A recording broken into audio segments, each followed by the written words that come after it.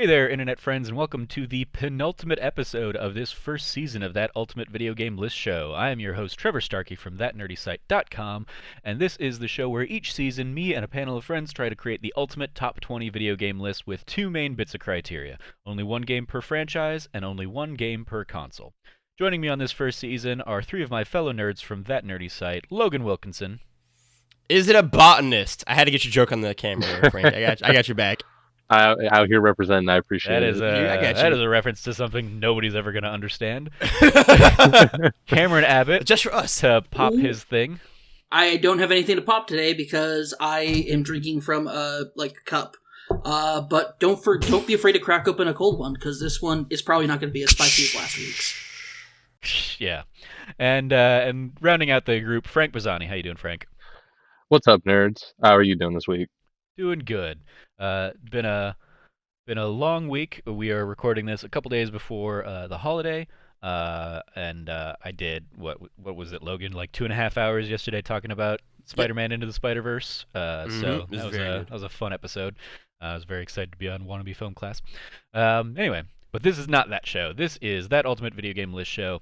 You can find this show each week on podcast services and YouTube and Spotify and all that fun stuff. Please rate, review, like, subscribe everywhere you can. Help us beat the algorithms. We are still nearing the 100 subscriber threshold over on YouTube. And if we get there, we can go ahead and get youtube.com/thatnerdysite, which will be nice and handy. If you really enjoy what you hear, you can support us on Patreon at patreon.com/thatnerdysite. And the way the show works is like this. For the first handful of weeks, we took turns adding games to our list until we came up with 20 games, and then for the last couple weeks, we have been ranking our 20 games. We are down to our top 10 now.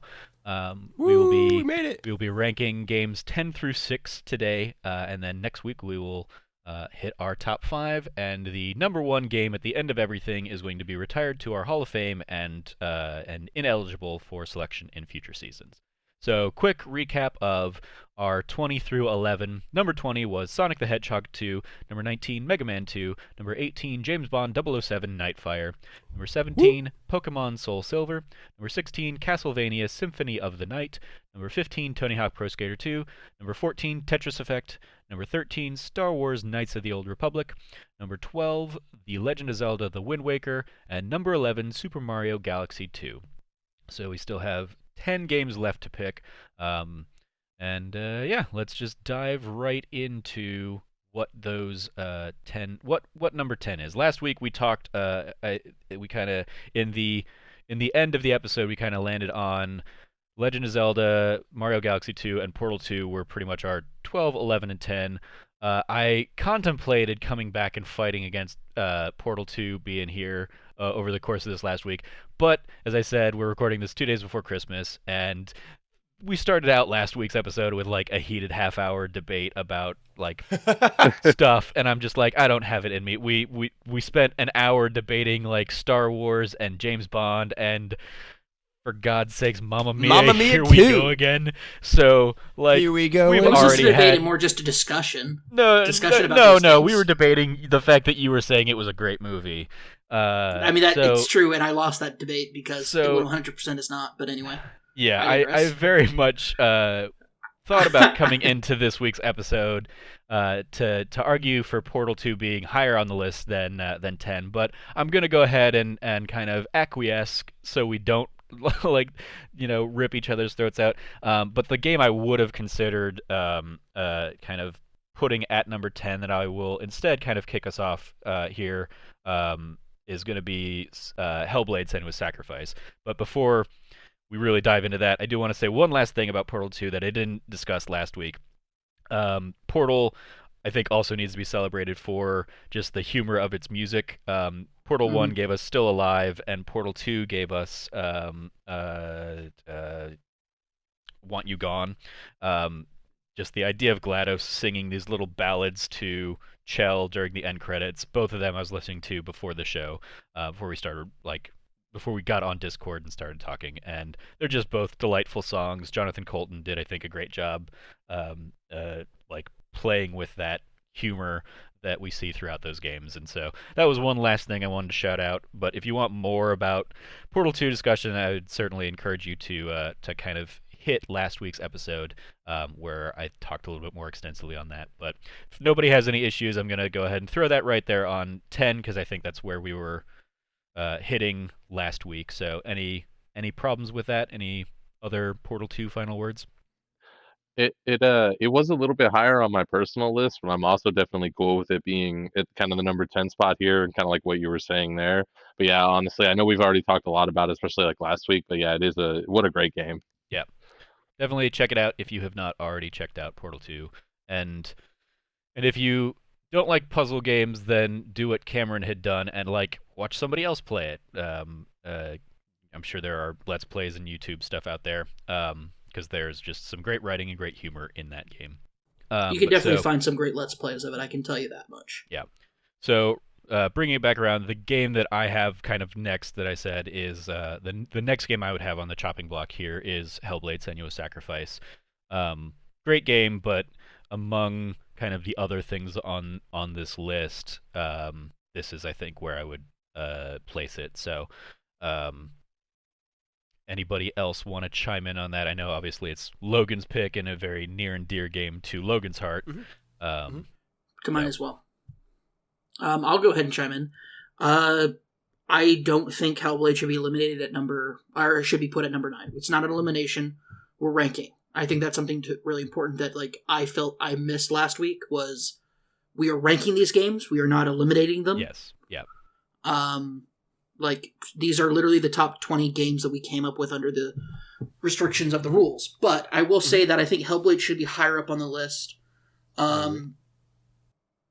It's not just near and dear to Logan's heart. It's near and dear to my heart entirely. I mean, I know I hit that game hard when it was being brought up initially, but to say that it's, like, not my favorite, like, not one of my favorite games is a lie. Like, that game changed my perception about an entire studio, and it changed really what I think we could see from motion capture and gameplay and, heads-up displays and all sorts of stuff. Like, a different way to communicate that through. But I will say the game that I would actually put up in its place is Grand Theft Auto Vice City.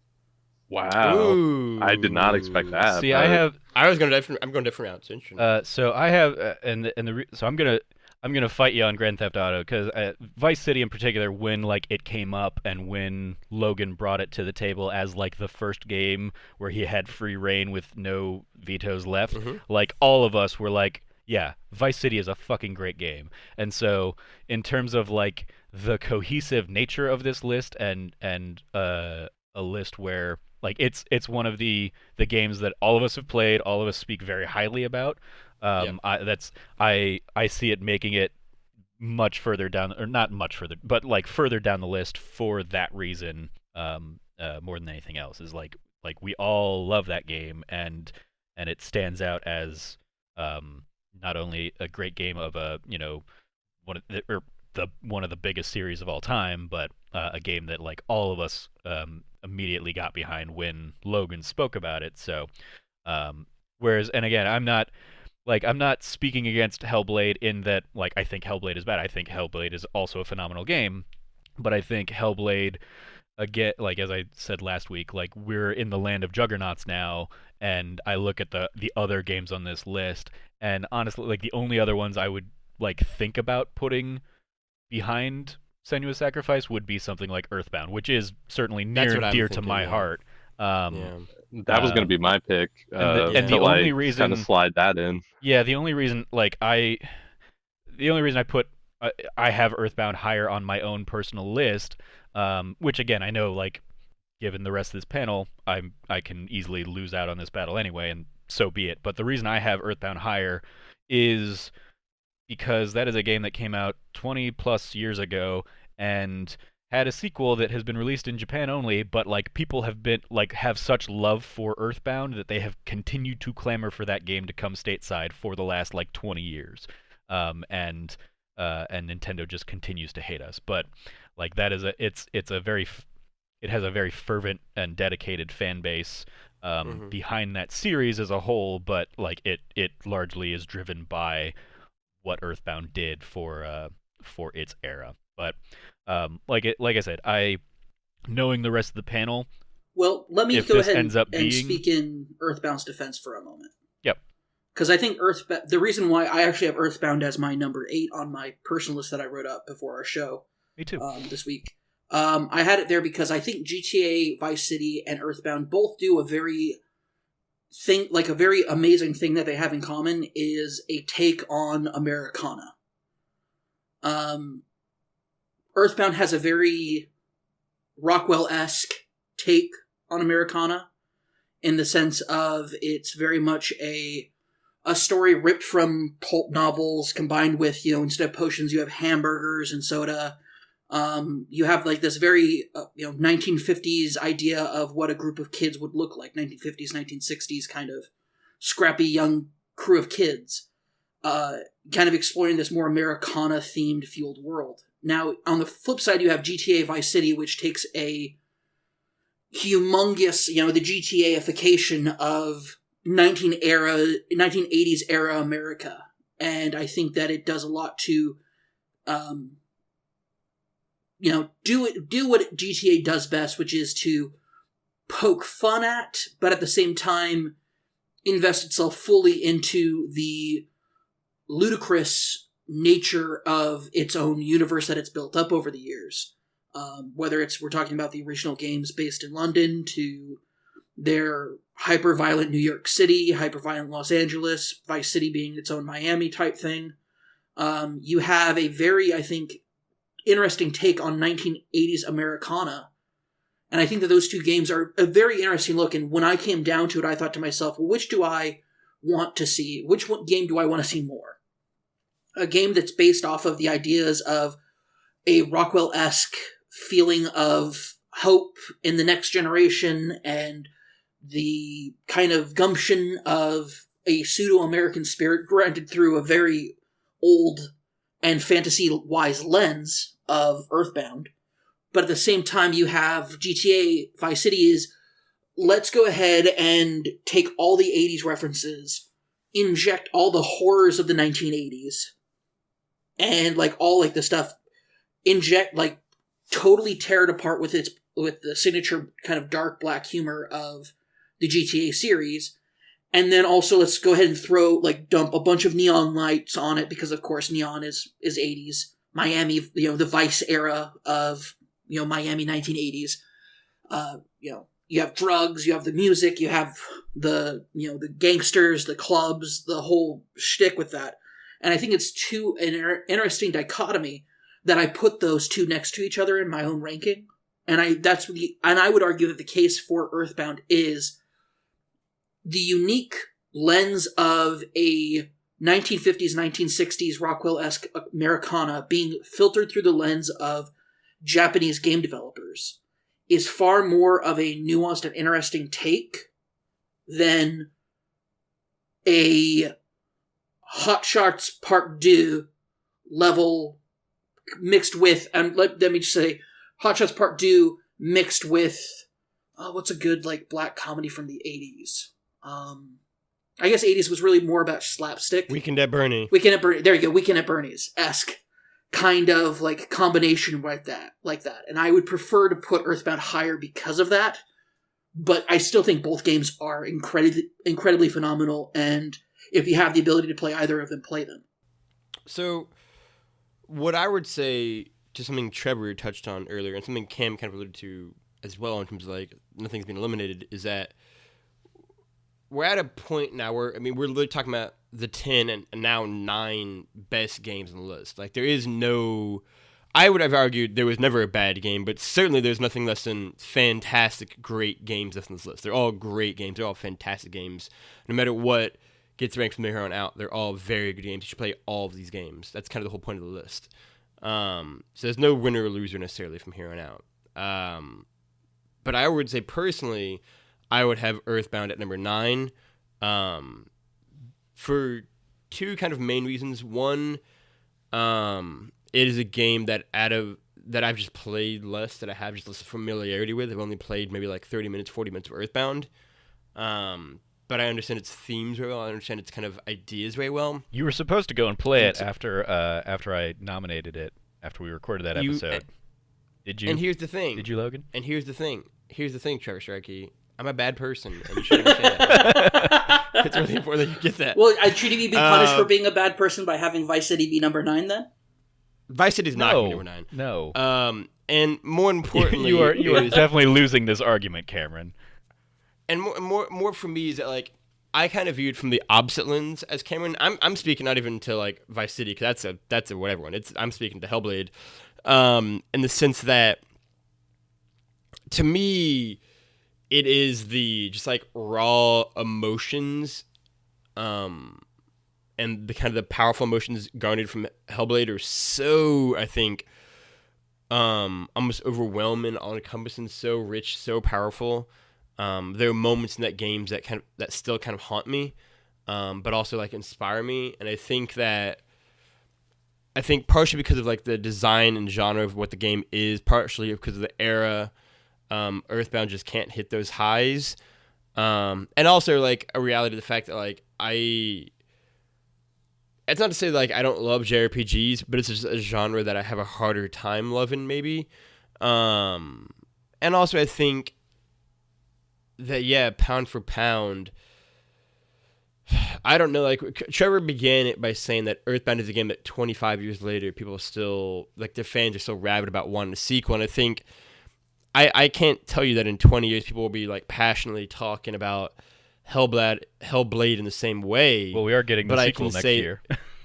Yeah, but we are getting a sequel, and I can tell you that, like, I'll be talking about Hellblade in the same way 20 years from now, right? Like, I think Cameron might be. I think that there are people out there who very much will be talking about Hellblade still in 20 years about the impact of that game and how that was such a different kind of game, a different kind of narrative experience, a different kind of character than one we'd really seen prior in games. One who, I think, dealt with themes and topics and issues and traumas that hadn't really been seen in such raw intensity before. I think each of these games are groundbreaking in their own way. I just think that for me, the ground that Hellblade was breaking was one of a particular poignancy, that I kind of naturally lend my kind of weight to that. And also the fact that like the kind of games that I love games that are story-based games. I play games with that story, and so like Hellblade is a game that naturally appeals to me. But also I just think that like the combat in that game is really unique and really special. I think that obviously like we could all, I'm sure all four of us talk about like the audio design in that game. I think the environments in general are really unique and special in that game. I think the setting is really unique. Like there's just something to that world that just feels very claustrophobic and very intense and very, very, very powerful. Interesting you lead off with the combat there, because for me the combat is like the most mundane thing about Hellblade: Senua's Sacrifice. Like it just it's another hack and slash type of game, and yeah, they don't necessarily like. I mean, it's incredibly simple. It's like here's a light attack, here's a heavy attack, and here's how you like dodge. And I think that simplicity works in its favor for me, though. Sure, but like what stands out about the combat for me is the audio design related to the combat. Mm-hmm. Like whereas the combat itself is just like if it didn't have the audio design, that combat would just be like, okay, yep, I'm fighting these guys off, no big deal. It is the fact that like you're hearing stuff from like behind you or to your right or whatever, like whatever the voices in your head are saying that are helping guide you through that combat is what makes that combat interesting. So like the combat itself is meh, in my opinion, and so like I don't, again, I don't like, I love that game, and I Mm-hmm. you know think very fondly back on my time of it, and I'm very excited for Hellblade 2, Senua's Saga, or, yeah, right? What the title of the Yeah, next I one believe is? so. Senua's Saga. But like it's for me it is just every other game on this list is an icon that I would Mm-hmm. put above Senua's Sacrifice. So Yeah. that's where again, there are no bad Yeah. there are no bad games, and like by the very nature of what we're doing and the top like 9-10 we're at right now, like it's a point of like we're like the definition of like nitpicking Yep. at shit. We're like the worst people. But No, like, yeah, I mean, I respect all that. I think for me, what the audio design does with the combat, coupled with the simplicity, right? Like, I think for me, it takes elements of those, like, Dark Souls-esque games, like that kind of combat style, but makes it in a way that where, like, I can kind of wrap my head around it a bit more. I can kind of grasp it a bit more.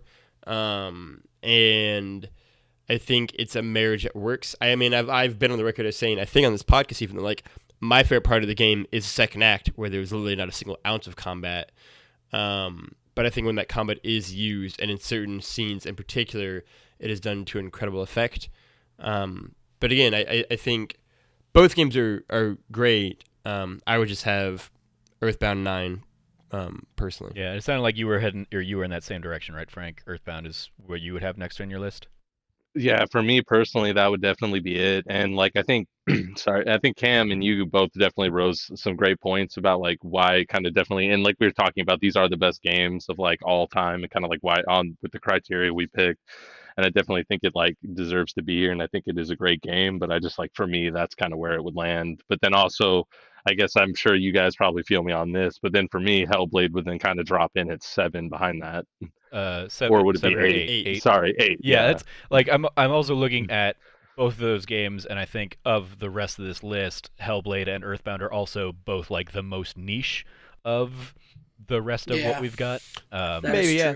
Like Hellblade was like as great a game as it was. It didn't light the world on fire. It lit like I would say like a particular segment of the gaming community on fire that we all happen to fall into. And same with Earthbound. Like Earthbound was notoriously like did not sell great in its time, but became a cult classic over time. So I definitely, again, like I said, I personally would put Hellblade here at number 9 and Earthbound at 8, but like I definitely see both of them being in this in these kind of next couple slots because of just everything else we have on this list. So it sounds, just to kind of move us forward, I'm gonna go ahead and seed Earthbound to number 9 because Logan and Frank are pretty much already there anyway. But how do we? So that means Frank and I are both at least at Hellblade at number 8. Mm-hmm. Cameron and Logan, where are you guys at? I'm at GTA Vice City number 8. Personally, this is just Wind Waker version 2 for Cameron. No. I love Vice City. I just think that, to me, I think that while Vice City was really fun and like a great game and an amazing game, it's not like I rate this list the way that I would want to rate it and like rank it. I understand that I'm gonna definitely like there's gonna be some hits and misses where I agree and disagree with you guys. Just like I feel like you guys with your own lists are feeling the same way. But for me, Vice City, like I put Vice City number 9 because I felt Earthbound, in the argument I gave, I felt Earthbound was a better game because of kind of its fantasy JRPG take on Americana versus, something that is also just, like, in my opinion, just as great. It's just different. They're both great, just different. And so I kind of rated my love of the kind of take on Americana and put them together. I mean, both of them feed off of like nostalgia. 100%. Nostalgia for the 80s versus nostalgia for like the 50s and 60s kind of eras of the U.S. culture in Earthbound. I think for me, I mean, we're definitely in like a killer baby scenario here. Obviously, like in my own list, I have neither next. I've already killed 2 babies this episode. You want to talk about killing welcome babies? Welcome to the first episode from me and Cameron, which murdered all of our babies. we murdered so many babies walking into this. We're coming for you, number 1 abortion podcast. Yeah, Jesus Christ. We'll see if that one makes it. I think for it's me, a Beyond reference / a like. That's an old Beyond reference. It absolutely is, yeah. So I think we've got this in the bag because I'm pretty sure they don't tackle that anymore. I think for me, Jesus Christ, I should submit that to Dornbush to see if clip this out and send it over to Dornbush. Yeah, exactly. I was going to say, do you dare challenge us? Do you dare challenge us as the better portion podcast. I I don't think think for iTunes me- offers it as a category, so I don't think we'll get anything like official on the books. But it's I think we it's are. bragging We can I think make for our own me, like obviously for me, as I mentioned in the previous episode, like my next one on my actual list is Mass Effect 2. Ooh. I don't No. even care to put up a fight on that. I don't whatever because I just don't.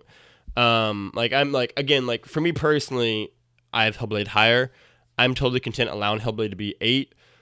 Because I actually view the list I think a little bit differently than Cameron does. Like I have like, I guess I view it as like how I view like game of the year list, where it's like I have my like top 10 game of the year list. I have like my like how I'd rank these games like 1 to 20, that I might put out whenever we finish this list up.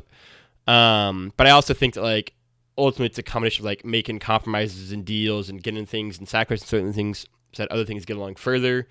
And like I just don't think the bandwidth is there for Hellblade. That's I fair. will say as a final thought on Hellblade, I think Hellblade's incredible.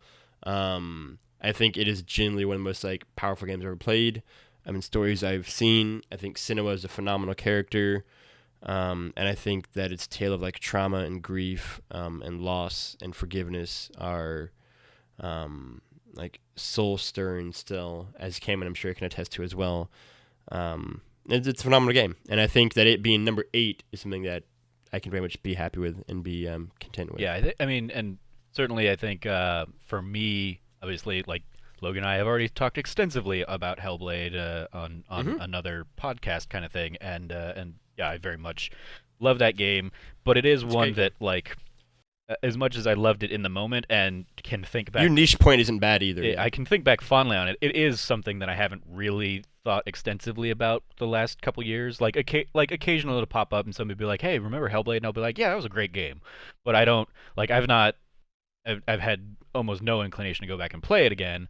But I will say that like the announcement of the sequel as part of the Game Awards was like probably behind the announcement of the Xbox Series X like reveal was probably my second favorite announcement of that show, which is could be also because it was a light on announcements show as everybody's holding on to their stuff until the next generation is like really ready to showcase itself. But I thought like that is a game that I'm very excited to see where they go, and what like I'm very excited to see what the sequel of Hellblade: Senua's Sacrifice is, because I definitely think it did tackle incredible ideas and stuff like mental illness and really Senua's struggle. I thought was beautifully realized, and they put so much care and attention to detail in that, and like that coupled with them now being bought by Microsoft and having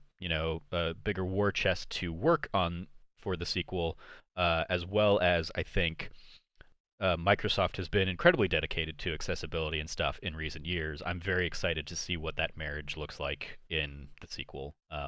Like all the stars are aligning that, again, in a future list, Hellblade 2 could, much like we talked about with like Last of Us 2 and all that stuff, could supplant this game's place on this list. I think that's certainly a possibility in the future.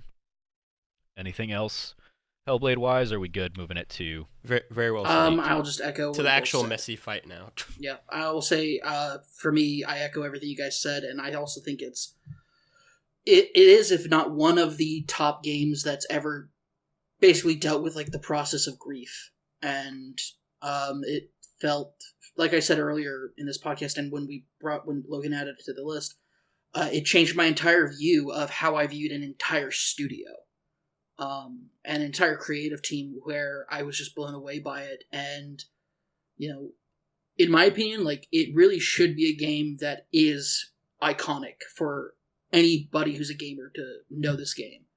And I really hope that its sequel puts it to that, like gets it to that level for the general masses the way that I think it definitely should be. It's a game that I think about. So one of the classes I took in theater, there actually I don't think I took this class, but like it was a class that like tons of friends took and had required readings and stuff, and it was basically theater for social change, and they would read plays that were dedicated to tackling certain issues or read about productions that tackled certain issues. If there was a video game equivalent class like that, I would very much expect this to be like required reading in that sense. And hey, maybe I just backdoor pitched a future show that will. I was going to say I love that you know, idea. Actually, I'm writing that down. So right is that now. is that what we're going to do in lieu of this show till it gets into season 2? No idea, but like especially because I love that idea. all of the ideas around like video game book clubs.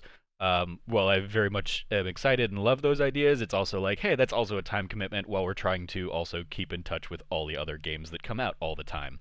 And so reading a play or watching a movie around social change or whatever is way easier to manage than necessarily a series of games. But it's certainly something I think we could explore in the future as a that nerdy site idea. But anyway, that was just one last little bit of piece I want to say on it. Frank, how about you? You feel like we haven't heard too much on your Hellblade thoughts before we move on. Oh yeah, I definitely. I feel like you guys just really nailed it and kind of like kind of hit everything I would want to touch on. But that's where I really I played it a little bit after everybody was kind of hyped about it, or kind of I guess like you said, it was niche and it was kind of like our group and kind of like our audience. But when everybody was really into it, I kind of played it a little bit after the fact. But I still had I was still kind of like blown away by it, honestly. And I guess like I should have expected more coming from like Ninja Theory's past in some of the games they've kind of like made in the past and on the PS3 that were kind of amazing. But I definitely think that it's like a really standout game and probably one of the best that they've ever made. And I also just love the combat to death. Like I can't say enough good things about it. It's just so fun to play. You know, I just wanted to keep playing it because I had such a good time with it. Cool. So we've got 2 more games to pick. Here we go. And yeah, now it's oof. I don't know where Mass. I don't know where we're gonna go from here. Effect Yeah. So like you 2. you have Mass Effect 2 as your next pick. Cameron has Grand Theft Auto Vice City. Frank, what's your next thing on the list? Because I have one that is neither of those two, and I'm curious to see if we're gonna find any kind of consensus. I am assuming not based on that because basically where I would be at would be Vice City's tough because I definitely could see that kind of going here or the next spot. And the only other one I would kind of bring up that may go here for me would be like Final Fantasy VI. Okay. Because yeah, mine is BioShock. is the next one Wow. I have on the list. So no consensus. Yeah, Wow, no consensus whatsoever. So now we got to just like I think knock- so. Yeah. knock down, drag out. Hear me out, though. Let me go ahead and just put this out there.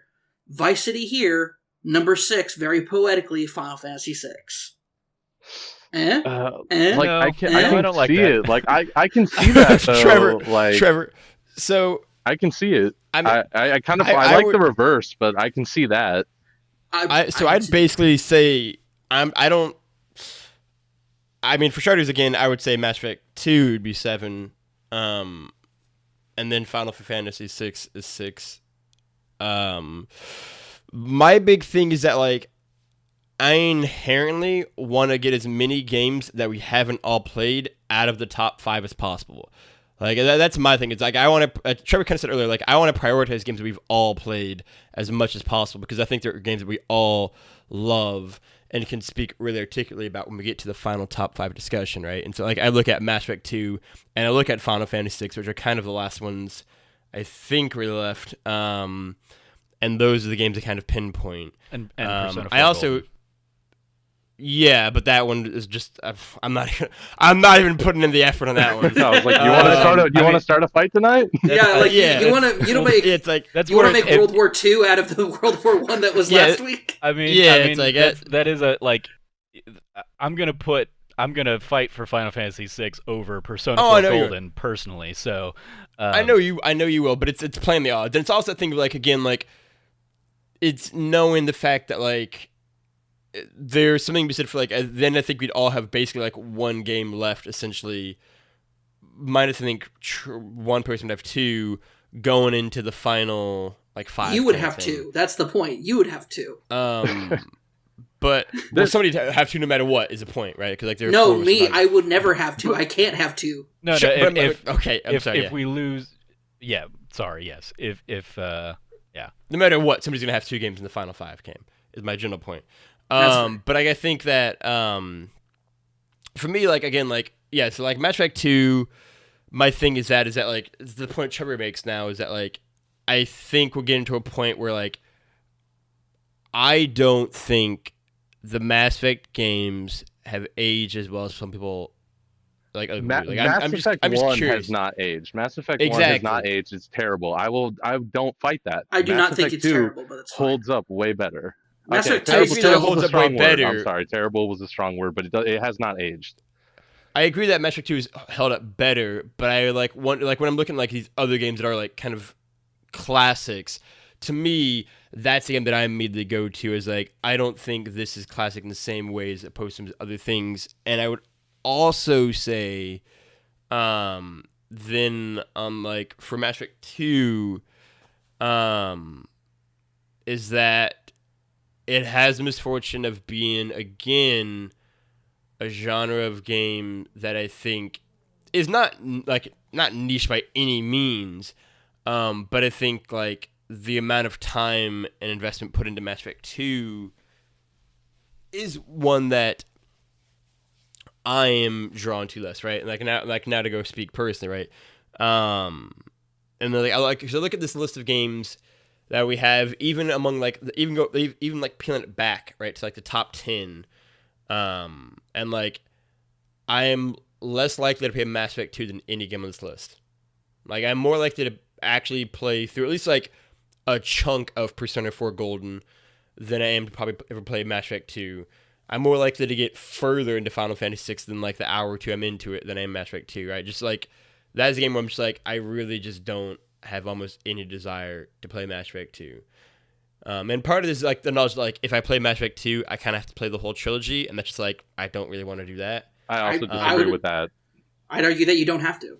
Yeah, no, Mass Effect You 2 don't has the have best to. standalone story. I think it's totally fair, but it's I think like I feel like I would, especially like if I get to the end of Mass Effect 2, it's like I enjoy that. Then it's like I need to play the other two games I don't love, but also the fact that like I think it's just one that I think all the other games are fantastic, phenomenal standalone games, and Mass Effect 2 obviously is too. Again, we're dealing with the top 7 now. Like they're all fantastic games, but I think it's also the one that is contingent on the series in a vein that I feel like Persona 4 Golden is the 4th Persona game, but like it doesn't really matter the other Persona games. Like Final Fantasy 6 is like the 6th Final Fantasy game, but that doesn't really mean anything.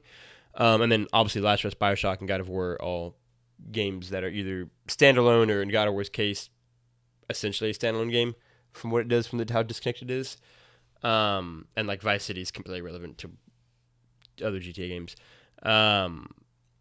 And so like that would just be like my initial case for like Mass Effect 2. Again, like we're at a point where like there's no consensus. So like no matter what we're gonna do next, it's gonna be messy. But like that's why I would like kind of the initial kind of arguments I have in my head for like why Mass Effect 2 is kind of the one I'm looking at is because again, I want to kind of narrow down games that we haven't all played, and kind of the other reasons I mentioned as well. Yeah. So I assume Frank will have something to say pretty quickly. Yeah, real quick, I want to jump in and pick your brain a little bit. Like, what is it Tell me. about Mass Effect 2 that you don't want to jump into compared to some of the like It's the the- JRPGs? Yeah, I think it's like so. Like the grind is a factor in all of them, but I think the grind in Mass Effect 2, like seems particularly just like I don't want to, and also I think like again like I think There's no sorry. I think- grind in Mass Effect 2. There's zero I think grind in that Mass the- Effect 2. There's no I think grind that in any Mass the- Effect. that's not. We're gonna whatever. If you're I talking about think Mass that Effect the- 1, then yeah, but again, that's completely irrelevant to the context of Mass Effect 2. I think that to the point of the story of Mass Effect 2, it has the benefit of, again, this is kind of what I alluded to earlier, I think it's aged like less well in regards to its build your own narrative aspect, where I think games have just done that focused kind of build your own arc and build your own story and build your own kind of character thing just better in the interim, right? Like I think it's just been a medium that like Master 2 kind of helped make big, and then other games kind of stepped in the void since then and done better. And so I think there are aspects of that we can see kind of the age of it. I'd argue that it's the opposite. So many games Sure, have and, like, abused that's kind of the point the the point of the subjective nature of this list. Like I think that I love space. Mass Effect 2 space like set in a world and characters from one that like again like this game is like a decade old. I've always been like, yeah, okay, right, like okay, right. I think I think Mass Effect 2 looks very fun. Like again, but I also think that like I've always kind of been like, okay, yeah, like maybe eventually. And then you give me the context of like Persona 4. Like Persona 4 Gold is one where it's like I should just play a Persona game. Like I played like 30 hours of Persona 5. I will play Persona 4 at some point in time. And Final Fantasy 6, it's like I feel like that's one where it's like I will like Final Fantasy 6 once I get further enough into it and like understand the game and just am not overwhelmed by it. But like Mass Effect 2 is one where it's like I think I'll like Mass Effect 2 a lot. Again, these are all great games. I just think that like the payoff of it all, I think that like the character arcs and the stories and all that kind of stuff are things that like I'll really enjoy. I just think that there are things that have been done better to varying degrees across the various different elements of the thing, is what I would kind of say to your question, Trevor. I would actually use that same argument that you just had about how other games have since done it better and reflect that onto Grand Theft Auto Vice City. Sure. I mean, I would disagree on this one, right, is my vein of like, I don't think any game has done any game, certainly any GTA game, but really any game kind of like Vice City in terms of the, I think, style, I think the just like fun of that world, and like fun of the characters, right? Like to me, the only game that I can like that is comparable to Vice City is Red Dead Redemption 1, and a game not on our list. Not a game not on the list, right? But a phenomenal game. I think we pretty much all agree on that. And I think that's one where like much as like apples and oranges, like they're both phenomenal games. We're splitting hairs in the most minute way possible. But then I go to just like I feel like I could pick up GTA Vice City at any day of the week and just play that game and just have so much fun with that game. Like the game is just fun. And like looking at our list of games, like they're all phenomenal games. GTA Vice City is the one that is just like I think the most purely just like this is a fun video game. Like this is a video game that is just like enjoyable to play. Like it doesn't like the story doesn't matter if you don't want it to. The character, like none of that doesn't matter. Just like get in a car and put it on a radio station and driving around and doing donuts and doing flips and doing all this other shit. Like that game is just fun. That game is just enjoyable, right? In a vein that like all the games really just are not made in that same vein. And then you also have on top of that a story that I think is the best of any GTA game with the kinds of characters that I think is the richest and deepest of any Rockstar game. And then I just think that is a game that is just better than Mass Effect 2, right? Like like if you ask me like my ranking, again, I go back to like I would have Mass Effect 2 probably 7 and Final Fantasy 6 probably 6. Shout out to the symmetry of that, Cam. And then we deal with the top 5 from there. But like those would be my 2 picks, Cam. Wait, so you're picking? Oh no, I think is. Yeah, no. Yeah. Let me go Mass ahead and Effect put 2 it. Final Let me Fantasy go 6, ahead and put this out there. Mass Effect. Sorry. Blah, blah, blah. You got my words are jumbled. Give me a moment. No, you're totally fine. Okay, let's go ahead and hit this. So GTA Vice City has some of like. Here's the thing about GTA Vice City is that it is in and of itself a parody of what it's trying to do. Yes. So it's an incredibly great parody and riff on the 80s culture. The characters are very much within that realm of parody and satire, which is great. But the story and the characters of Mass Effect 2 dig deeper than that. And I think this is part of the like thing that's gonna like hit hardest, and I understand why you want a game like the top 5 games maybe to be games that we've all played, but in my like so from the experience that people have had who've played Mass Effect 2, not just myself, this is not just objectively anyway, it's not just coming from me, it's that these are characters that people have really fallen in love with and made strong emotional attachments to the point where today some people say, like, my boyfriend is Garrus Vakarian. Like, there are people like that out there. This game has resonated deeply enough with people. I think to the point where you would say that other games have done it better. I don't think too many games have done it better And a great part of that being because the other games who have tried to implement the same kind of, relationship system, character system, the systems of combat, I would say definitely can fall into it's been done better since then. But I would say like the writing not just that, but on like different worlds, different planets.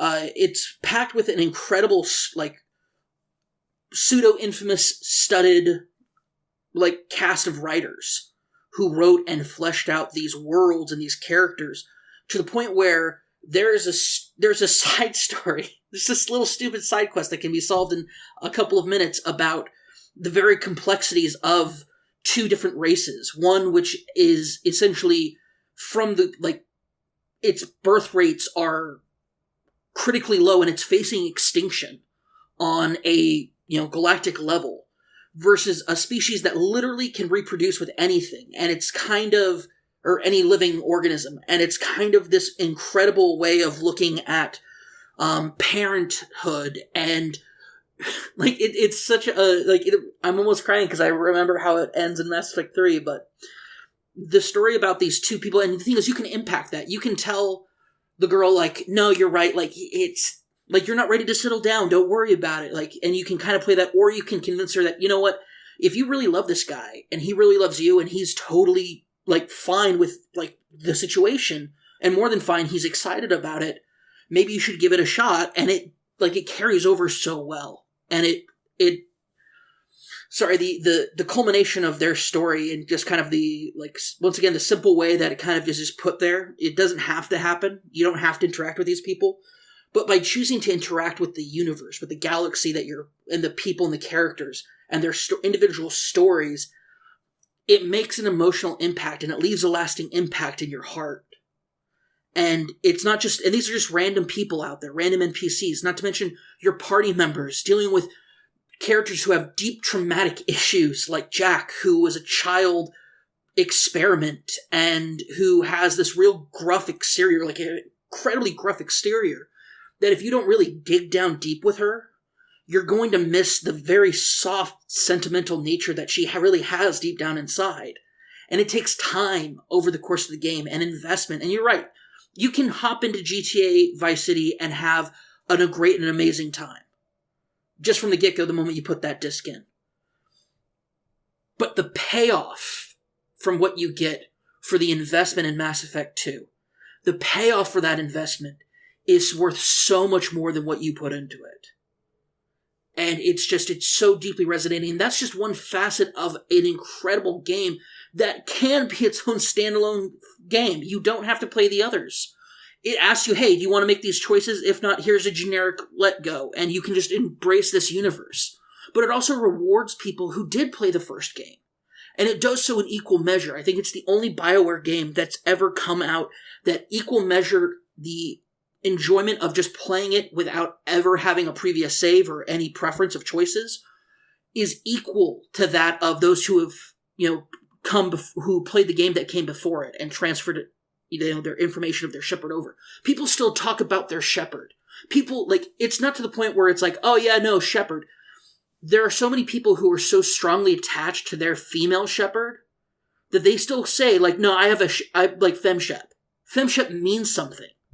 She got her own cover. She got her own cover. So I want to jump in here because Cam, sorry, I'm sure you can talk at length about the game. I think both of you have brought up good points that I want to kind of tackle and address. I think there is an issue with Mass Effect 2 in that some of what you even talked on, Cam, kind of does maybe detract from it, in that some of the great stories in Mass Effect 2 don't pay off until Mass Effect 3. So as a self-contained thing, Mass Effect 2 absolutely exists as a self-contained thing, and the suicide mission is a great start to finish thing, but some of the larger world-building Mass Effect stuff is in progress. From maybe it started in the last game and gets paid off in Mass Effect 2, or maybe it started and you get a middle chapter in here and then it pays off in 3, or it starts here but doesn't pay off until chapter 3. So that's one thing. But to one of your points, Logan, I would argue against the idea that other games have come in and done this create choose your own narrative thing better than Mass Effect 2. The only like potential candidate I would put out there that has done it better is Mass Effect 3. And even that's, wildly controversial within the Mass Effect fandom. But I don't think any other I think BioWare had that thing on lock. I don't think anybody has been able to come in and really out BioWare in the way that we see maybe studios come in and out Telltale or something like that. I don't think anybody has been able to capture that BioWare magic, and even BioWare can't capture that magic anymore, or isn't gunning to capture that magic anymore with the games that they're making these days. Maybe that'll come back with Dragon Age and potential other stuff, but spoilers, it won't. Who knows? But so I think that's kind of an issue I would tackle with both of your guys' points. But I also am going to put this out there that I think myself, Frank, and Cam would kind of outvote Logan on Mass Effect 3 being in this, or Mass Effect 2 being in the number 7 slot. Am I correct? Yeah. Yes. Yeah. And just again for the sake of moving things along, I think Logan, myself, and Frank would push against Grand Theft Auto 5 being in the number 7 slot. Vice City. Sorry, Grand Theft Auto Vice City. Right, Logan and Frank. Right. Yeah. Mm-hmm. So we are falling to what was the Final Fantasy VI is like one of the ones that's being thrown out there. So I'm going to throw out that for me, I do have Mass Effect 2 is basically next on my chopping block after BioShock. So I would put this out there, and actually, because the argument I would make is I would argue for Persona 4 Golden before I would argue for Final Fantasy VI being on this being on the chopping block. So because I'm basically acknowledging that I'm gonna lose if I try and push for BioShock, because the three of you are much higher, much hotter on BioShock for me. So that's me acquiescing that one. And then so is that the Persona 4 issue is just the fact that like it'll just be a deadlock. It'll just be a 2-2 draw. And then we're just being a Mexican. Then we're in a Mexican standoff even deeper. Because Persona 4 is my favorite game of all time, and I understand that it may not be number 1 on this list, but I absolutely think it deserves top 5. I also agree with that sentiment. And like I'm aware like where it kind of fits, but I definitely don't think it belongs like this far back. Although again, we are talking about the great games. Like that's We're ranking them. So let me go ahead. Because my argument against I love Persona 4 Golden. I think like Final Fantasy 6, it's one of those like Final Fantasy 6 runs so Persona 5 or Persona 4 can sprint or whatever. Because it's like Final Fantasy 6 is not a walking game, so that like Persona 4 Golden can run. So that's why I'm bastardizing that sentiment or whatever. I picked up on what you were saying. I feel like you don't get to where Persona goes without Final Fantasy in the broader spectrum of their respective series. And so there's certainly a legacy argument for me in Final Fantasy VI. And then also I just like Final Fantasy VI for me has a more memorable, like Persona's cast of characters memorable in and of itself. Final Fantasy VI is more memorable for me. And we're running into an area now where we are running up against like the fact that people haven't played some of these games, and that makes it harder to sway other people over.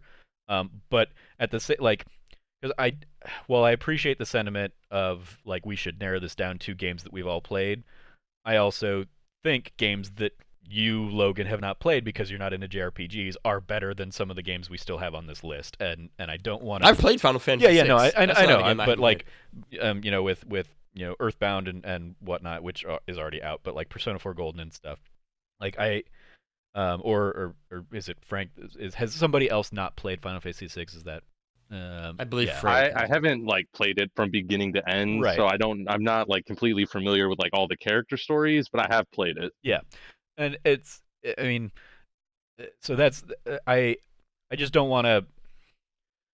I'm torn because I don't want that to be like such an important factor. Because yeah, like I said, for me, Bioshock, having as somebody who has played all the rest of these games on this list, Bioshock is like the weakest of the bunch of what's left, and that's not to say it's a weak game. It's just it No, didn't not really. resonate with me, They're all phenomenal and games, I yeah. think it outside of like a few very interesting narrative twists and choices doesn't have as much to like really warrant, you know, lasting around on this list much longer. I'm gathering at this point though I am like starting to just like we've reached the point in the list where I'm just losing lots and lots of babies. And Yeah, now Yeah. you know how it feels. Everybody's got that episode. We're just gonna get fucking massacred. Yeah. um I had two. yeah. Trevor Cam had lost 3 in one episode. And that I mean that's like we're heading that direction, right? Because I've already lost 2, and it sounds pretty definitive that Final Fantasy VI isn't going to make it out of this episode. So, Oh well, I wouldn't like. I don't know about that. I mean, well, like we have 2 games to cut, and we can't get consensus Yeah. on like one of them yet. So, Can I float a wild card here for a moment? okay, I understand this might be an immediate like, Cameron, you're off your rocker, get out of here. But I don't know, losing so many babies has kind of made me crazy. So putting this out there, keeping it at number like, let's go ahead and put this out there. The Last of Yeah. Us. no, Okay, that was easy. nope, yep. Yeah. Was that off my rocker? Yeah. 100%. It is. Yeah, that was an easy one. Yeah. Fair Okay, enough. so like I floated the I wild think- card. It's been voted down. Moving back. I think for me, it's tough because we're at this point where, like, especially for like Mass Effect 2 is one of I'll speak to just like Frank in particular. Like, it's one of Frank's favorite games of all time, right? Final Fantasy VI is one of Trevor's favorite games of all time. I love Grand Theft Auto Vice City. It's one of the most important games in terms of me getting into video games. And so we're at a point where, like Trevor kind of mentioned, it's like they're just babies are getting. There's like games that people really just passionately care about, right? Like this is the point of like the top like 7. I was like you cut in games that you really really love, and it's that thing of like that I mentioned earlier, where it's like you're getting to the point where it's like, what is the game singular that you're gonna like stand by and be like, this is the game I'll fight for, right? And like my point for I think all 3 of us at the very least is that all 3 of us, or certainly I'd argue, at least me and Frank, have games we'd fight harder for than those other 2, and I think Trevor ultimately would too, and he'd have a game that he'd fight harder for. And I could argue I have a few games that I could fight harder for, or at least like that I'm willing to agree with other people's opinions on. Again, like we're at this point where it's like, I don't know, like if I said Final Fantasy VI for number 7, or if I said Persona 4 Golden for number 7, I feel like we're in the same boat as like, I feel like it's just gonna be as popular and unpopular across the board as like Mass Effect 2 or Vice City. Like I feel like we have 4 games now that we're talking about for 2 spots, Well, and like I think that's kind of where we're at. Like, yeah. let me go ahead and let me go ahead, Trevor, Okay. real quick. I'm willing to do it. I'm willing to abort my last baby.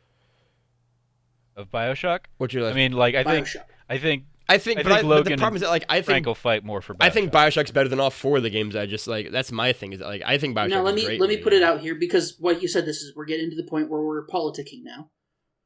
There are games on this list that I love and adore more than Bioshock. Bioshock was my episode 1 pick because I think it's momentous. It has such a strong place in gaming history. I think that what it does with storytelling of making you think that you're not on rails, like you're able to explore the city, but in reality you are on rails, and it's also part of the meta narrative of the game, is incredible. I think that it's a feat in storytelling, and with the limitations of technology at its time, in my opinion, I think like I would put it as a more important game than The Last of Us. But I also understand that I'm definitely I understand like that's like that main like that might be like the most popular opinion I've ever voiced on this on this series, and that's saying a lot. But I don't think that's true. Your Wind Waker take is definitely up there. I don't think so, I mean, anyway. like, I would counter that and just say, I mean, Well- like, I would go this route and say, like my counter to that, my counter proposal to that is that, like, we say Grand Theft Auto Vice City is 7 and Mass Effect 2 is 6. So That's what I would So say. here's See, what I my wanna- proposal was going to be Vice City, and then if we're going to concede Bioshock, I would say Vice City and then Final Fantasy or Bioshock. so here's what I want So to. let me finish See- my point real quick. Vice City number 7, Bioshock number 6, and we close this episode. I don't out. agree to that. So Like, here's I- what I I- want to try and throw out there. So I've got Bioshock is my next one. Cameron, you've got Grand Theft Auto. Logan, you got Mass Effect 2. And Frank, what was yours? Your this one to cut? So we're talking about 7 again, right? Yeah. Just to clarify. Number 7, yeah. I'm cool with Vice City Was it or Final Bioshock. Fantasy? Oh. Okay. So Vice City, and then you had Final Fantasy 6 is 6.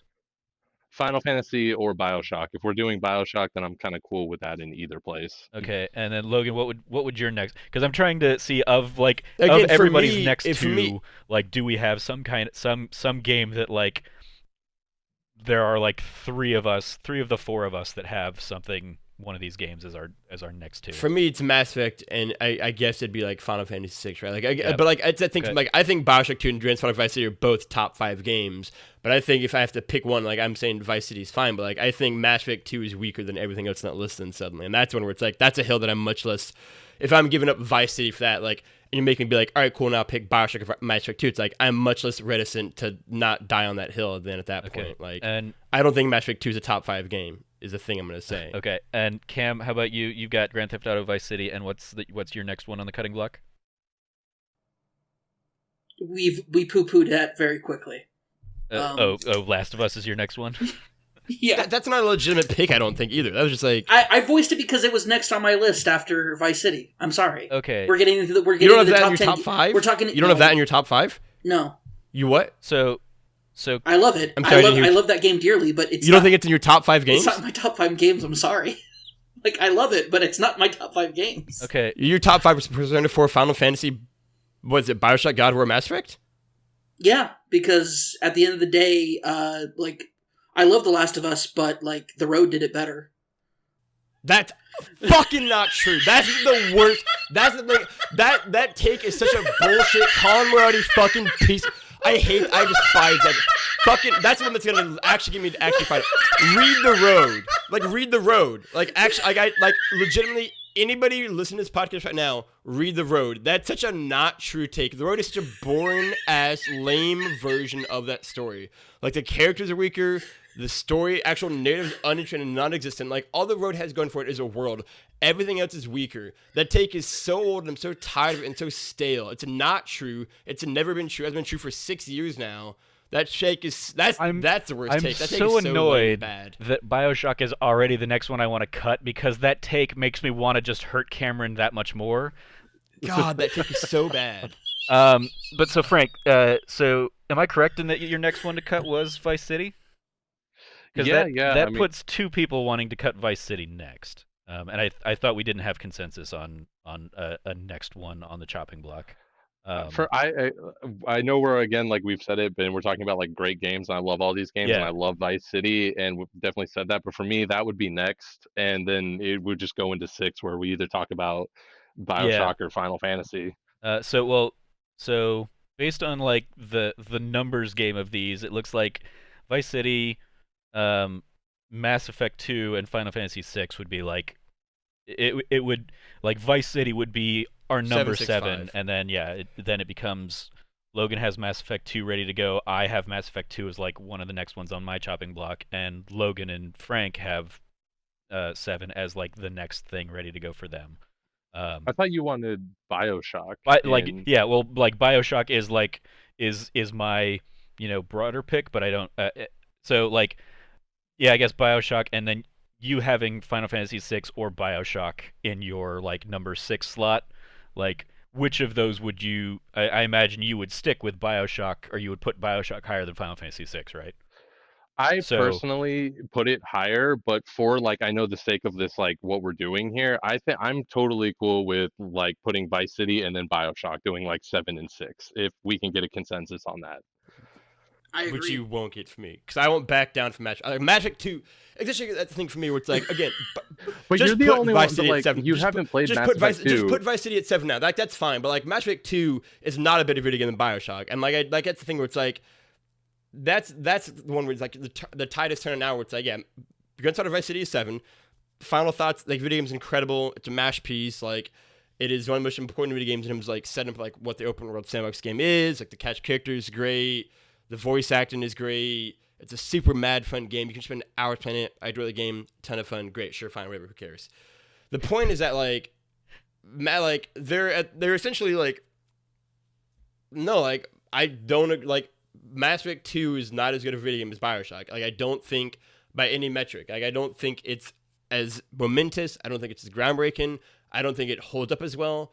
I don't think it's enjoyable to play minute to minute, beat to beat. Like I don't think it's story wise. It's like I don't think it's good of a game. And like now at this point where it's like, again, I have first mentioned Mass Effect 2 being cut last week's episode. Like it wasn't in my top 10. Wait, Logan, I thought you And said just you didn't things like- play Mass Effect 2.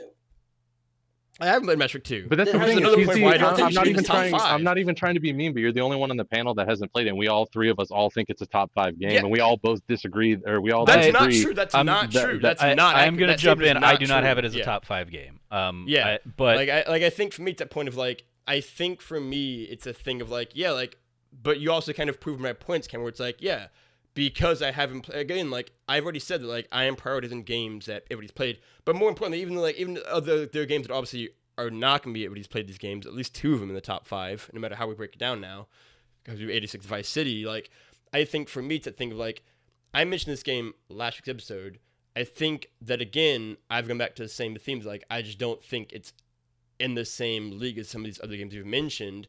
Like I think there's a thing for me where, yeah, like I think we can talk about, again, basically every game. Like you can talk about Persona 4 Golden. Like that is a game where it's like that is a game that people on this panel and outside the panel lock onto, be like, this is one of the great games of all time, and like people like cling on to that, right? And it's like same can be said for Final Fantasy VI for I mean, Trev. same could be said for Last all of of Us. these games remaining at No, this point. no. Like obviously that's true. But like my point is that like Mass Effect 2 isn't even the person who nominated its favorite game left standing. It would And be that's though. my Like kind of- it's right there. No, I it's love not. Mass Effect 2 to death. Like Sure, it's one of the sure. best games ever made. It's the only game I'm not I've arguing ever this point. sat there and been like, I am the commander of this ship, and I I'm- would die for. I this am not squad. arguing that. But I'd also say that like Persona 4 Golden is your favorite game of all time, right? And that's that thing of like somebody like it's that thing of like I think that is what I'm focused on. Is that like I think like I mentioned earlier, for me, you and Trevor, there are games that we all like more than the game we were currently talking about, right? I've given my game up. I gave it a 7. I was like, whatever. I don't like it's fun. Like I think Vice City is better than 2 games on this list, at least 3 games on this list, at least. But like it's like, yeah, but like that's how this list breaks. That's how the list shakes out, right? Like I think it can the case making like Final Fantasy 6 and BioShock and Mass Effect 2, like I think I would have it. Yeah, Mass Effect 2 is 6 out of those 3 games. And I think that from there, that's next episode, right? Of what breaks out from there. But like, I think for me, it is Mass Effect 6 and Mass Effect 2, excuse me, is 6.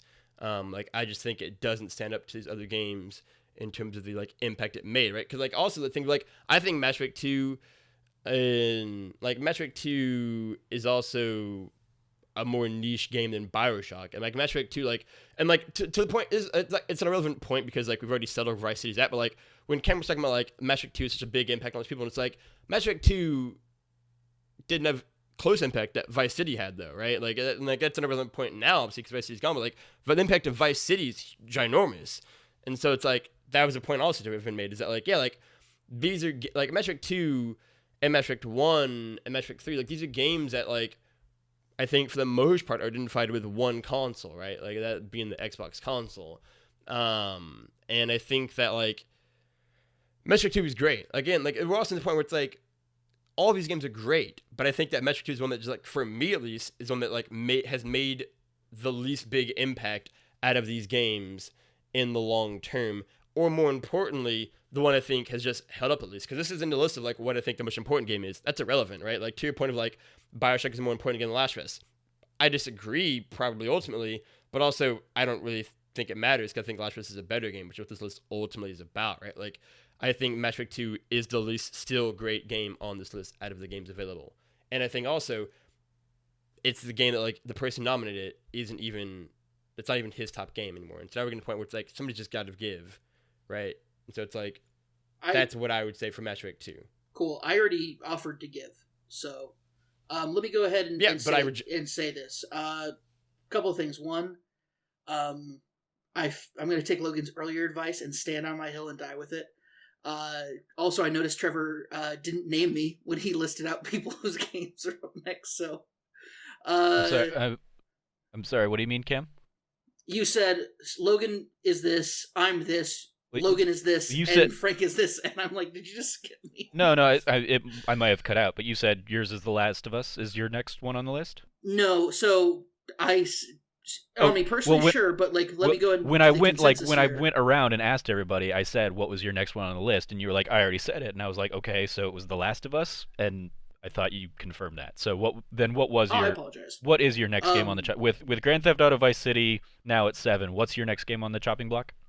My next game on the chopping block is BioShock. Okay, that's why I went with BioShock. Yeah, BioShock is to me, like I've said what I said about that game. I think it's been said enough by everybody, including Logan. But in like part of it is also like, you guys, if we do this, we 100% have the award for the like #1 abortion podcast. And I will take that to Dornbush. Sure, Cameron. I think if we get to a top 5, that is a majority of the games on the list are games that not everybody has played. That's a mistake. Like that's because at that point, yeah, there are 3 games on the list that have not been unanimously played, and that to me is a mistake. Like, and we like Magic, like really, regardless if we're like, I don't give a shit at this point whether it's Mass Effect 2, Final Fantasy 6, or Persona 4 Golden. I just think Mass Effect 2 is the worst of those 3 games. But I think one of those 3 games should give before BioShock, Last of Us, or God of War, all of which we've all played, and all of which we all think are phenomenal games, or fantastic games, at least, or better, right? I think Mass Effect 2 is the weakest of those 3 games out of it, Persona 4 Golden, and Final Fantasy 6, and I'd argue by some extent. But that's irrelevant to me, because I just think that a majority of the games in the top 5 should be ones that we all haven't played, because then we all can't speak authoritatively to them, whether it's any of the games that haven't been mentioned here. But also, again, I won't die. I mean, like, I won't... there are 2 hills I won't die on, basically, at this point. One is, like, beginning to be this. Mass Effect 2 is not... like, again, I mentioned this a fucking episode ago about this game. I didn't think it was a top 10 game. Now you're trying to tell me it's a top 5 game. I am even more resistant to that. Like, I am very, very, very resistant to the idea of it budging, because then I think you're all fucking... That's not true. I think there's a lot of bullshit being said here too, because like, oh, cool. It'll make top 5 and it'll be the 5th game gone. It's like, I don't think that's true. I think we'll get to the top 5 and somebody's gonna say, all right, cool, now Final Fantasy 6. We'll get to the top 4, now Persona 4 Golden. Mass Effect 3 is a game that's just gonna like sneak its way up to the list more and more. And it's like, this game is one where it's like, yeah, like, I think fuck all that. We're at a point where it's like Cameron and Frank are saying BioShock because they don't want to go to Mass Effect 2. And I feel like me and Trevor are saying Mass Effect 2, with Trevor being like, I could go BioShock. No, I mean, I could go Mass Effect 2. I don't really BioShock was already at the bottom of my list for me. And I made no bones about that when it got nominated in round 1, that I was way cooler on that game than everybody else. But here's what I'm going to do. Here's what I'm going to propose. So the 3 games that are the most heated right now, being BioShock, Mass Effect 2, and Final Fantasy 6. Given that I take your point, Logan, of it sucks going into our final round with 3 games that not everybody has played. I take it with the asterisk of play more fucking JRPGs or more games, Logan. Because Mass Effect 2 isn't even a JRPG. I think it's a fucking I know. But But here's the thing I'm going to propose. I don't want you to nominate Final Fantasy 6 at the point. Like, I don't think Mass Effect 2 is a good enough game to be in the top 5. That's my point. Like, I don't want you to nominate I don't want you to sacrifice another baby. Like, I don't think Mass Effect 2 is a good enough video game. And I know that's a losing fight here, but that's my point, is that I don't think this game is good enough to be on the list. Like, I think by every metric, it's worse than the other 5 games. I know that this is already decided. Like, I know you can already just fucking pencil in 6 for the fucking game you want, but, like, I don't think it's good enough. That's my point. Is like, I think it's worse than Persona 4 Golden. I think it's worse than but Final you Fantasy can't. 6. I think it's Like, worse than here's Last the of Us problem I have and with you Bioshock making this and God of argument, Logan, War. is you're making it from an uninformed opinion. You've not played. I don't think that I am making it you've from an not uninformed played opinion. the Just 'cause I haven't game. played the game doesn't mean I know what the game is. Like, I know what the game is. I know what the game does. I've seen and read a lot about Mass Effect 2. Like, it's not like I'm uninformed what I'm talking about here. I can speak quite articulately about this game, but I think it's just not as good as other games. I think its impact isn't as good. It's irrelevant. Like, do whatever the fuck you want at this point, because, like, there isn't a consensus on this opinion anymore. But, like, I think that, like, I cannot more strongly attest to the fact that, like, I think it's bullshit that Mass Effect 2 is going to be on this list, and it's probably going to be higher than 5th. But that's fine. Make it Final Fantasy 6 or make it Bioshock. It's irrelevant at this point, because there's no consensus for Mass Effect 2. That's what I would say. So do whatever you want at this point. Like, my vote doesn't matter anymore. My vote is irrelevant at this point. It's the 3 of you get to decide whatever you fuck you want to do. So just do what you want to do.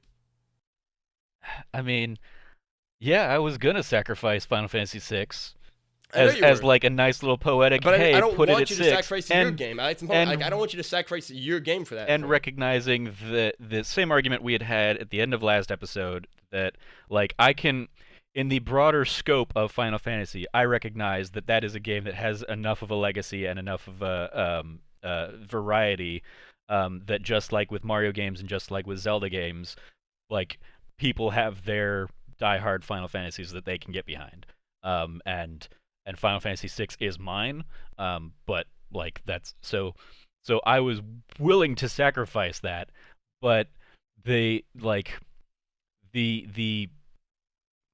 animosity isn't the right word, but the passion that you have against Mass Effect 2 just doesn't make sense to me. As like, I don't want you to nominate and sacrifice your own right, game. and so I That's the get thing. that, Like, I don't but want you to do I also that. don't get why you're like, because you haven't played it, like why you're so vehement against it being outside the top, or like why you're so vehement against it being in the top 5. Like, why Because I think it should have been gone an episode ago. Like, I mentioned this game. I think I originally had it like at number like 13. Like, I don't think the game. I thought it should have been bounced. I think there's better. I'm not animosity towards Mass Effect 2. I don't hate this video game. Again, these are all great games. I just think that it's increasingly the lone game out. I thought this is true just an episode ago. And that's why I'm like, I think this game just isn't as good as you guys think it is. Like, I just don't think it's aged in the way it has. Like, I just don't. That's my thing. I just don't think it's aged as well as you think it has. Like, it's the argument I make for Zelda, but just for Mass Effect 2. Like, I just don't think these games are aging like you think they I mean, are. that's fair, but I would also say that how a game has aged is not like a sole factor of. No, I don't. of, Again, like, like I don't this- think it's a sole factor by any means. But like when we're doing with like, Because I mean, top- like yeah, Grand Theft 6, Auto 7, Vice like, City 5, has not 4, aged 3. well either. Like, It's not on the list anymore, right, right? Like that's yeah. like the counter I could make. Like, I think the games that have aged the 2 worst in this list are BioShock and Mass Effect 2. Those are the 2 games I think have aged the weakest out on this list. So, let me go ahead and make a point here as the person who this was the first game I nominated, and I've mentioned multiple times about how great it is. But the thing about it is that while amazing as BioShock is, it's become more important as a blueprint for games that have come out and done it better. I think an example of this. I think a great example of this. So, I don't want to be walking on treacherous ground here, but I think that a lot of the game direction and the way that the plot moves in a linear fashion in games like The Last of Us and games I like strongly disagree with this Hellblade, already. that's so, fair. Yeah, Like there is a lot that I think BioShock did to lay a groundwork for doing. You think no games have built off the No, but I think framework of Mass Effect 2? I'm sorry, I don't. Let me get to my point here, Logan. You can see the DNA of BioShock in a lot of games that have come out that I think are better games. And while I think that it's important to recognize the historic importance of BioShock, I think we do that by putting it at number 6. I will say there's no, like, as amazing as the world is, as incredible as a lot of the idea of taking this, Ayn Rand, like, philosophy of libertarianism to its, most extreme in an underwater city and its fall of Rapture and everything that goes into the lore of that world and everything that really makes that world great. I don't think that there's nothing, even though there's, like, really cool and important and, like, in my opinion, historic moments in that game, there's the emotional investment is not as high in any of the other 5 games. I think that when you're talking about emotional investment, the evoking of emotional investment is one of the, in my opinion, the highest points art can get to. For you to be emotionally invested in this so deeply that love for that art carries forward. And I feel like BioShock is it was an early era 360 PS3 game. It has incredible, like, groundbreaking moments for the technology at the time and people's understanding of the systems of 360 and PS3. But you see where it led to. And while that's amazing, the emotional investment that people have about Rapture is one of the idea of adventure, but not like a deep emotional investment towards the people and the characters and their experiences with those characters. Splicer number 7 with the half-cracked doll mask is not the same as Ellie. It's not the same as any of the numerous characters of these larger RPGs. I mean, whether it's in Persona 4 Golden, like, you're not going to get that same evocative emotion from, like, working with like, going through Kanji's dungeon and discovering, the peculiarities of trying to figure out what your sexuality is in high school.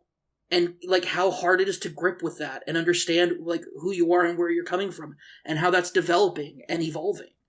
It doesn't.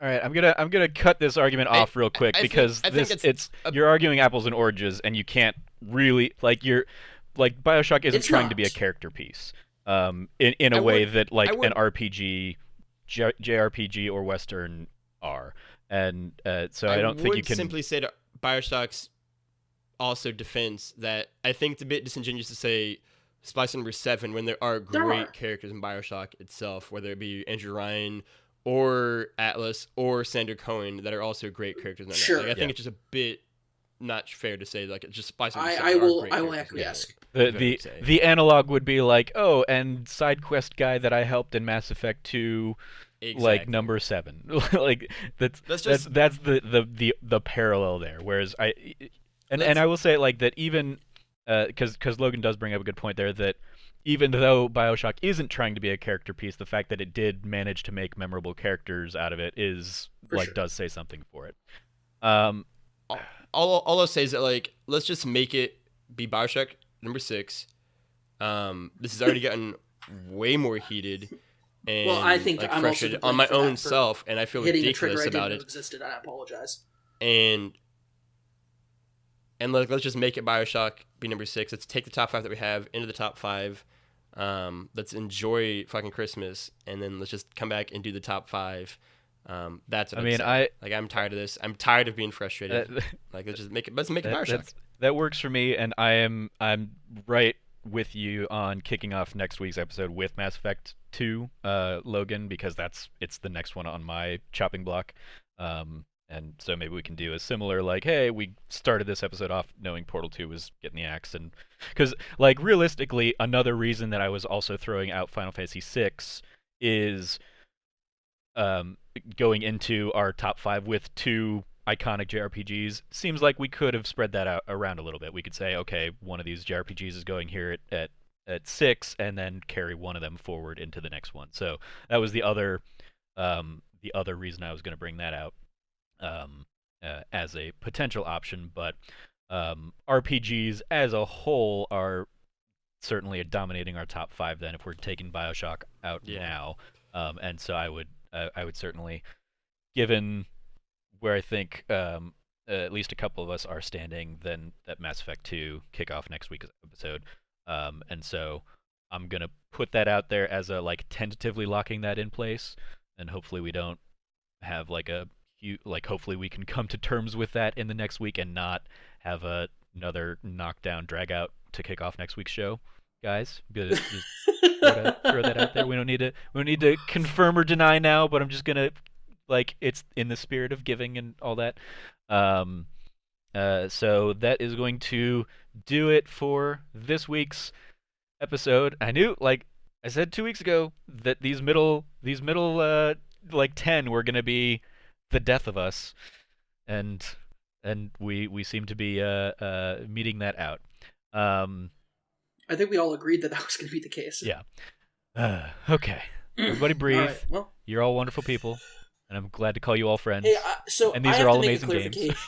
I have to make a clarification. So I didn't play The Last of Us until it was remastered on the PS4. I was not aware that there was that big of a harumph about the road comparisons.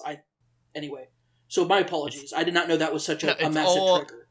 It's just like the worst critique of that game like I've ever heard. Okay, it's just it's so disingenuous because just like I think if you actually read the like I've read it. Like part of the issue is that like and you just didn't know this, Cameron, but like for like 5 years now I've had in my head of like I just want to like do a feature either written or video of just like why it's bullshit, like why it's absolutely like intellectually disingenuous to be like this game, like this book is better because like A, they're very different. Yeah. Like the comparison is not as strong as you think it is, but B, like the road is just about the world. It's deliberately not about the characters don't have names in that book. Yeah. Like it's about the world and not about the characters, not about any larger narrative. There's no narrative at all. It's just like them just living basically.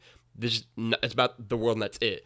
Last of Us, the world is a big part of that game, but nowhere near as big as like the characters and the story and the larger narrative and the larger cast of people that you're meeting and interacting with and seeing the kind of consequences and grief and loss that you're dealing with, right? Like it's all about the human side of the thing. They're very different. And I think for me, at least, I would say one is better by a significant amount, which is The Last of Us. I'd also give it just like writing wise, I don't love how the road is written. That's understandable completely. Yeah. The author is not known for making the most coherent of narratives, so that's understandable. Yes, and that it's deliberately so in the case of the road. I will say I find like I said, coming into this late, that's also part of the reason why I don't like. I was not part of the zeitgeist when The Last of Us came out, so that's another reason why I love The Last of Us. It's near and dear to my heart, and but I want to officially like apologize if I like tripped over a trigger for anybody else. You have my utmost apologies. If you only missed the Zeitgeist by a year if you played it when it was remastered, because it was the end of the PS3. Oh, I didn't play it right when it came out and remastered. I played it like a little bit later. I think we should also preface this as we did last week's episode by saying that, like, again, as Trevor mentioned, this is a dumb show about ranking video games, and all arguments are stupid and irrelevant. And also, in the spirit of, Star Wars, just like what the fuck you want to like, and it doesn't really matter what anybody else thinks if it's just something you love. Cameron loves Tetris Effect, and he loves it more than anybody I know, with maybe the exception of one person, and it's fucking cool. It's cool to see how excited he gets about it. I don't have to love it in the same way. It's just excited that he loves it, right? Like, I re-downloaded it and started playing it again. Yeah, Trevor loves Final Fantasy VI more than any of us like on this podcast by probably a considerable amount. But it's fucking cool. I'm like, I've had hours-long conversations with Trevor about Final Fantasy VI. I made you miss a flight because cool. of it. Yeah, and it's so cool. But I loved it, right? Like, I didn't regret it at all. Like, it's like just love what you love, and don't let other people like being haters not love it. Or not even being haters, just like critiquing it diminish your love of something, right? Like, things can be critiqued, and things can be debated, and things can be bandied back and forth. Like, this is just all of its art, all of its stuff you love. So just love it. It's that simple, right? Well said. Excellent. So our number 10 through 6 are as follows. Portal 2 kicks us off today with number 10. Earthbound at number 9. Hellblade: Senua's Sacrifice at number 8. Grand Theft Auto: Vice City at number 7. And Cameron's final pick, BioShock, off the list here at number 6. So Frank survives the day. Frank and I both have 2 games going into our top 5, and Logan has The Last of Us as his final champion. But what a juggernaut! Yeah, absolutely. So yeah, next week, I think we're hopefully we'll be able I think to it'll actually be more land chill, on yeah. Mass Effect 2. Yeah, I said that about this week too, Logan. But I said it under the context of like more chill than last week, which I still think is Oh, probably 100%. true. None of us left the mic in anger, so I think Yeah. that's good. Yeah. But we will see how that final episode wraps up, and then we'll go ahead and take a little bit of a break while I try and figure out who's going to be on season 2. So, thank you again, everybody, for joining me. You can follow all of us. You can follow Logan at Lefty Logie. How you doing, Logan? Anything you want to plug or shout out? My Mr. Rogers review for Beautiful in the Neighborhood is live. During this holiday week, I'm gonna write up some thoughts on Parasite. I think 'cause that movie's really just something else, and actually have it come and be live, and not watch it for a month. 'Cause that movie's really special. And then I don't know when we're gonna have them go live. We should really have that conversation, I guess. But like top 10 list of various stripes are gonna be going live soonish when you're listening to this. Of top 10 movies and games. So be looking for that. I'm always an advocate of holding off until the new year, so you can try and squeeze any. Which will be when this last minute. goes live. No, this won't go live. This will be right before the new year. So just be looking out for that. Be looking out for good new year top 10 content kind of stuff. Yeah, top 10. Well, a lot of us are going to be doing top 10 games, top 10 movies, whatever top 10 things people want to celebrate. They have a platform to do it here. So yeah, we'll be launching those. Also, go ahead. Yeah. Go listen to That Wannabe Film Class, which came out the day before you listened to this, about Into the Spider-Verse. I'm sorry, I'm stealing Trevor's pick. He can't stop me. Because that's a really good podcast, and I think that was a really good discussion that the four of us had on that show, Trevor, if I say so myself. And you know what? That movie is real good. Real good. Cool. You can follow Cameron at Rev Cabot, 2 B's, 2 T's. Anything you want to shout out, Cameron? My Death Stranding review is live. Woo! Did it like it was a great process. I tweeted out about it earlier. First time I've ever had a piece edited really that strenuously by Trevor, and actually first piece I think I've ever had Trevor look at and edit. Have to say, Trevor, you're a fantastic editor. I really appreciated everything. Thank you. Mm-hmm. And I should have some stuff coming out on. I know there's been a big absence of me on Handsome Phantom, but that's also because I've been in the process of moving this month. I'm settled in much more than I was before, so I have 2 articles coming out this either end of this month or beginning of next month over there. And then also you'll see my top 10 stuff here on That Nerdy Site, exclusive to That Nerdy Site. Cool. So. You can follow Frank at Irrelevant Jokes. Anything you want to shout out, Frank? Not too much this week. I got to get to making some more content for the site. Oh, good. Everybody's busy here at year end. I think I joked about it on one of the shows a couple weeks ago. It turns out launching a thing in November, busy time for a lot of people. So maybe we should have thought about that a little bit. But whatever. You can follow me at Trevor J Starkey. Yeah, I was just gonna shout out to Cameron's Death Stranding piece because that was and I tweeted kind of in response to Cameron's initial comments about. One of the things that I'm loving about having That Nerdy Site and having collaborators to work with is that I did not really get to flex any kind of editing muscles in my former days of Trevor Trove. I would occasionally people would shoot me over some thoughts and I would take some looks at it and send them some feedback and stuff. But getting to go back and forth with Cameron a couple times on this one was a lot of fun. And yeah, I had a great time joining That Wannabe Film Class this week to talk about one of my favorite movies, certainly my favorite movie of the decade, if not of all time at this point, Spider-Man Into the Spider-Verse. So I encourage everyone to go check that one out because, yeah, we had a good fun conversation about that. You follow all of us over at That Nerdy Site. Please, especially as we're winding down this first season, anything you can do to like, rate, subscribe, and follow us everywhere you can, always beneficial.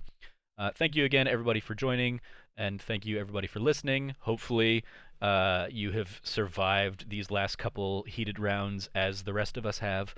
And as always, stay nerdy and be good to each other.